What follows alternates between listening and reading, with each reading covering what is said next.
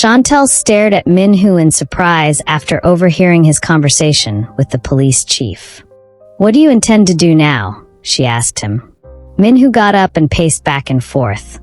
"The police chief has given me an ultimatum, which means my job is on the line." "But why? I thought you said you..." "Yes, I do have men at the top supporting me, but the police chief is under the wolves' control." "What? You mean Dong-hyun controls the police chief? How come I never knew this?" Shantel asked. Min-hoo shrugged. "Well, it's because most times the police chief doesn't pay attention to what goes on unless it directly affects him. We need to be more careful." "So, does it mean you're not going back?" Shantel asked. "Going back? And turn myself in?" "Shantel, if I was going to quit, I would not have started in the first place. Do not worry, we are partners after all. We would take down the wolves, and I will kill Dong-hyun with my hands. I hope I get the opportunity to do so," Min-hoo said firmly. Shantel heaved a sigh of relief. "For a moment there, I got scared. But are they just going to let you be? I mean, if the police turn against you, what are you going to do?" "Let's not worry about that. We should quickly leave here. The earlier we get to Busan, the better," Min-hoo replied. They both left the room and joined Shantel's Halmini, Haewon, in the dining room. After eating, Shantel said goodbye to Haewon despite her continuous effort to convince Shantel to spend the night. Black Tiger walked them to the gate, and after they left, Min-hoo said, "We should stop at a convenience store and get a few supplies before we make the trip to Busan. It will take about 3 hours." "Arasso," Shantel replied. When they went to the store, Min-hoo picked out some things he felt they would need on their journey. However, when he wanted to pay, he realized his cards had been blocked. He tried paying using his 4 different cards, but they had all been blocked. "What is going on?" he asked. It was quite an embarrassing scene for him. Fortunately, he had some cash with him in his wallet, so he took it out, returned some items, and paid for the others. Afterward, they left the store. "Something is wrong," Min-hoo said to Shantel. He called his bank, and the manager said, "I'm sorry, it was an order from the police chief. We had to freeze your accounts and everything connected to your finances." "You have got to be kidding me," Min-hoo yelled. After the call ended, Shantel asked, "What happened? Was it a mistake from the bank?" Min-hoo shook his head. "No, the wolves have made their move. They know that without funds we cannot work, and without funds, we are in much bigger danger. We are not safe, Shantel." "I know. Let's go search for Anthony Park, and everything will fall into place," Shantel replied. Min-hoo and Shantel went to where he parked his car, and they began the drive to Busan. When they arrived, he quickly booked a hotel room. Afterward, they began trying to locate the place and finally arrived at the mansion owned by Anthony Park. The moment she saw the building from outside, Shantel smiled. "Indeed, he's one of us." "And you can tell just by looking at his house from the outside?" Min-hoo asked. "Of course, we have a peculiar style of building," she said proudly. Min-hoo shook his head, smiling. When they got to the gate, Shantel said to the security man, "I'm here to see Anthony Park." "Who are you?" the man asked. Thinking back to what Black Tiger had told her, she said, "I am Shantel Park. Tell him this." The security man went into the house and afterward came back and said, "You can both go in." When they went into the house, Shantel was expecting to see a man in his late 30s, tall, well-toned, and very handsome, since that was how Black Tiger had described him. However, the person she saw was a woman sitting with her legs crossed. Merely looking at her face, Shantel took a strong dislike to her. The woman had heavy makeup on her face and an air of arrogance around her. From the way she crossed her leg, Shantel could tell that she was feeling like she owned the house. "Hi," Shantel said to the woman. "I was told that Anthony Park is inside." "Oh no, he isn't. When I heard that Shantel Park wanted to see him, I really wanted to meet her. I mean, it's not every day I get to meet his family," the woman replied. And who are you? Shantel asked. The woman got up. I'm Trisha, Anthony's fiancée. Oh, I see. Park is going to marry you. Okay, I need to meet with him. It's very important. It's a family emergency. Not a chance. What does that mean? Shantel asked, not understanding why she would refuse her. It means you can't meet with him, Trisha replied, turning her back on Shantel. Why not? Shantel inquired. Trisha turned around, saying, because he's not around. Park has traveled, and he won't be back until he's done with what took him out of the country. Where did he travel to? Tell me, give me his address, I will go to him. Trisha laughed. And who do you think you are, that I will tell you where Park is? Well, for starters, I am his family. You may be his fiancé, but you're not yet his family, so you have no right to look down on me. Trisha smiled. Are you kidding me? I mean, I let you both into my house, and you're trying to give me an attitude. Shantel sighed, trying to control her temper, while Min-hoo just quietly watched the two women. I just need to speak to Anthony, that's all. You can put a call across and let him hear my voice. I just need to say a few words to him. It's very important.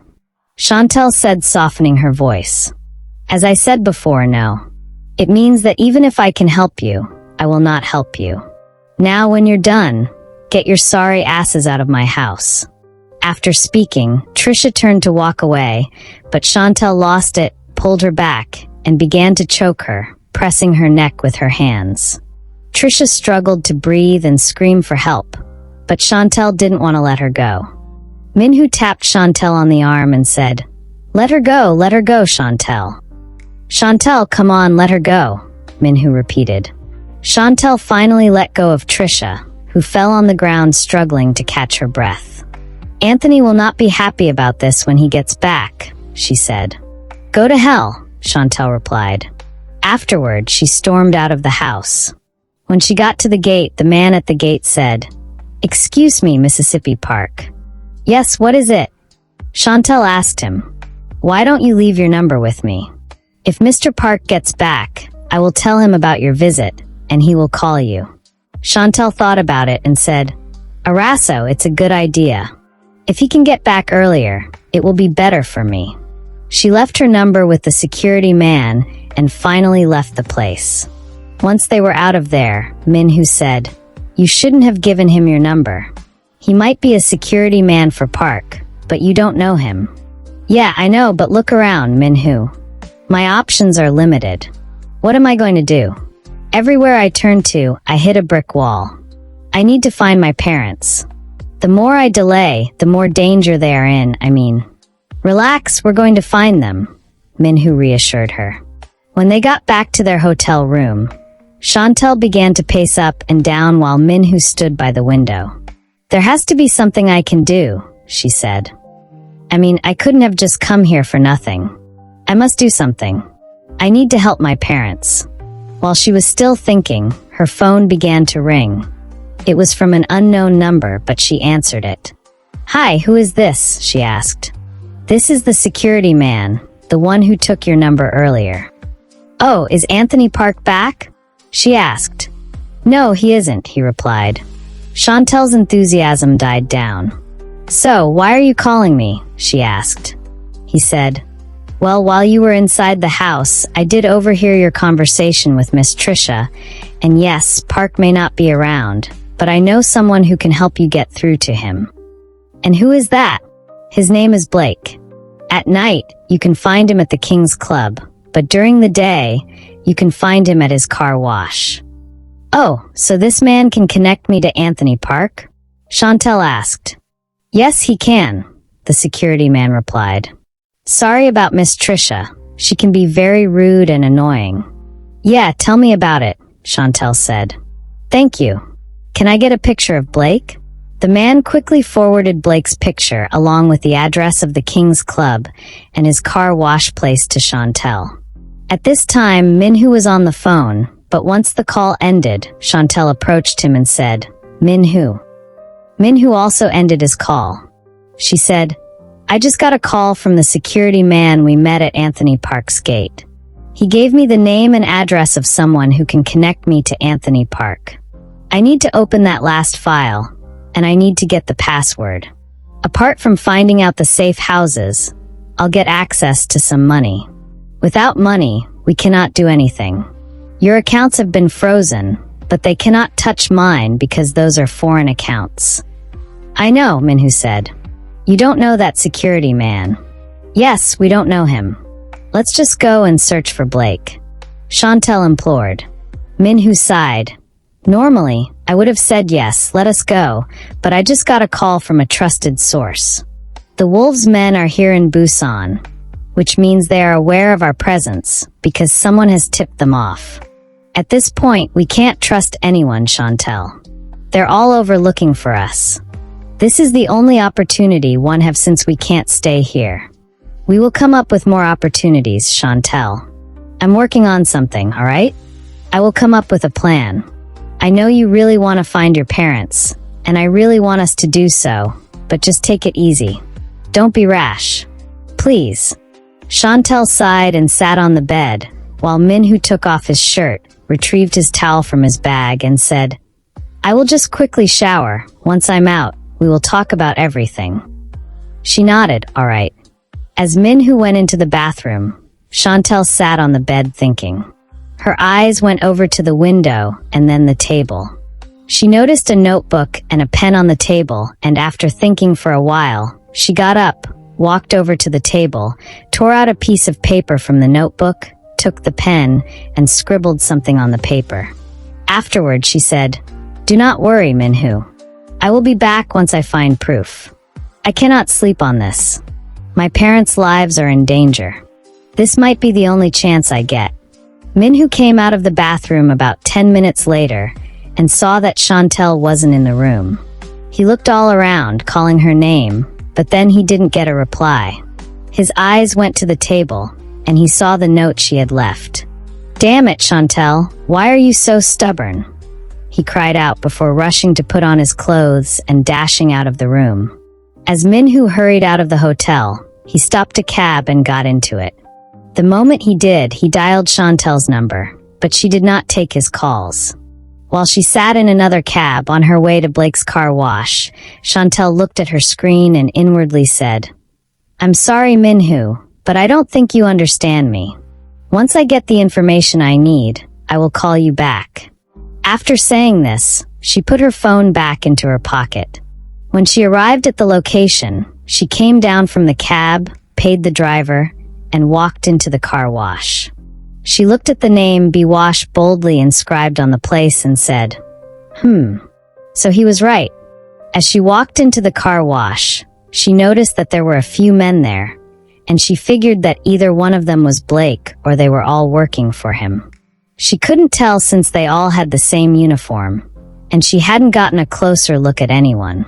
Unknown to her, the Wolves' men, who had followed her, now stood at the entrance of the car wash with their weapons. The leader said, Do not forget, Dong-hyun needs her alive. Shantel looked around, walked over to one of the men and said, Hi, I need to see Blake. The man who was wearing an orange overall started to speak. He is not.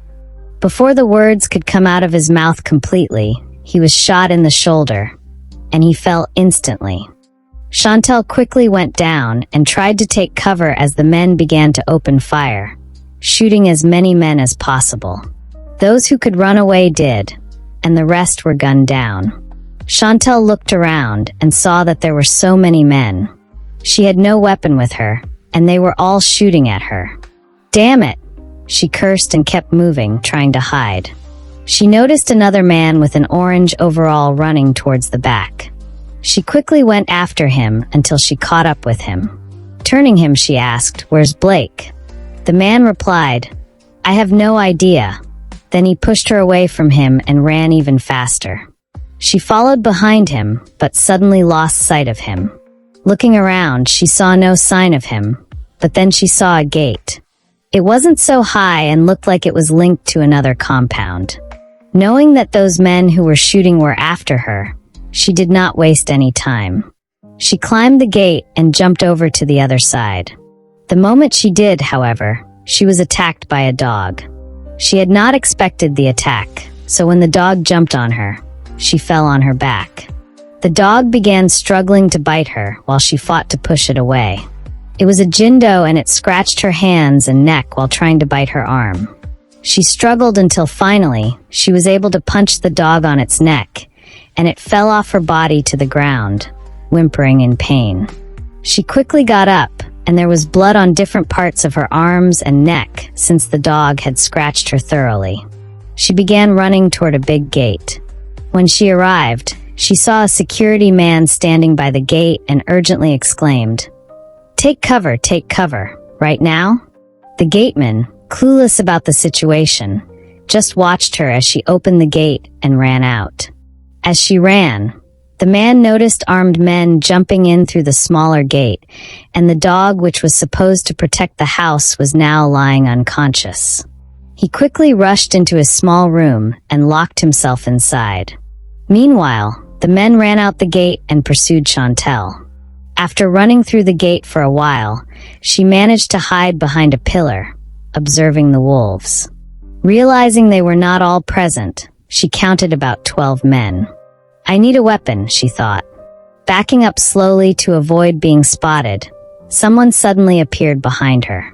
She swiftly turned and saw a man pointing a gun at her. She took action, tripping him and knocking him unconscious, taking his gun. Turning to face the remaining men, she knew she needed a vantage point. She ran into a tall, commercial building and ran up the stairs without interacting with anyone. Finally, she reached the roof, preparing for their arrival. From the roof, she saw the men entering the same building she had used for the stairs. Lying on her belly, she began shooting at them, taking down 7 men before running out of bullets. Realizing she had no choice, she jumped to an adjoining building, injuring her ankle in the process. Undeterred, she continued running. While descending the building, she found a knife near a fruit stand and took it, then kept moving despite her pain. As she ran, she remembered that she knew someone who could help her, Min-hoo. She put her hand into her pocket to take out her phone, but, regrettably, she had lost it, probably when she jumped the fence. There was no way to contact Min-hoo, and now she regretted not listening to his words. She continued running while favoring a leg with the knife she had taken, hidden in her pocket. Meanwhile, the remnant of the men who had chased her came down the building. When they couldn't find her on the rooftop, they had no idea where she had gone, as they didn't notice her jumping over to the next building. While running down the building, they looked at all the men who had been shot by Shantel and swore to get revenge. The moment they came out of the building, they noticed the leader of their team, who had turned around in his car while the rest ran into that car wash on foot. "Get in, all of you. I know where she went," he ordered. The men all got into the car and began to drive in the direction Shantel went. Shantel had no idea where she was since she was new to Busan. She was running on a paved road and could see different alleys, but she didn't know where they led. She was in a lot of pain and needed to rest as she couldn't move very fast due to the pain in her ankle. She began to doubt if she was going to make it, but she knew that she needed to trust her instincts and she would survive. As the men drove around, they finally sighted her not too far from where they were, and their leader grinned. One of the men, who had lost someone dear to him at the hands of Shantel, when she had shot down 7 men, angrily took out his gun to shoot at her, but the leader stopped him. "What do you think you're doing?" "I'm going to kill her," the man seethed. "Do not forget, we need her alive," the wolves' orders. The man heaved angrily. "Fine, but I am going to tear her into pieces before taking her to him." "Yes, you can do that, as long as she's kept alive." As they drove towards her, Shantel turned her back and saw the men who were coming, but there was nothing she could do at this point. She tried to pick up the pace, but her feet hurt terribly. She kept running while the men drove towards her. She tried to jump to the other side of the road, but found it difficult to move, so she continued on the same lane. The men who were so happy to have cornered her drove the jeep toward her and hit her from the back. The force sent her into the air, and she landed on her back with her head on the ground. She cried out as pain rippled through her body. She wanted to get up but felt very weak. She touched the back of her head and looked at her hand. She saw blood. Thank you for watching. Kindly subscribe to the channel and turn on the notification bell so as to get notified when we drop new stories. Like and share to family and friends, and finally tell us where you're watching from in the comment section, and we will see you in our next video.